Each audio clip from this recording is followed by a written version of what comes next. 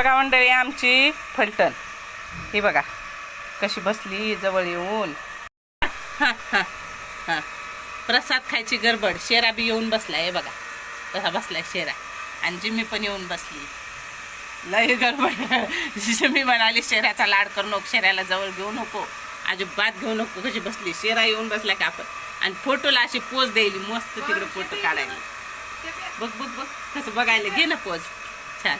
बघा शेऱ्याचाच वास घेत राहते.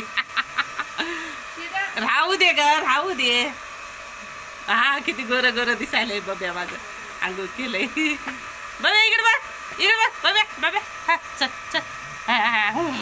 चला गुढी दाखव. काही नाही रे बाबा माझ्याजवळ काही नाहीये.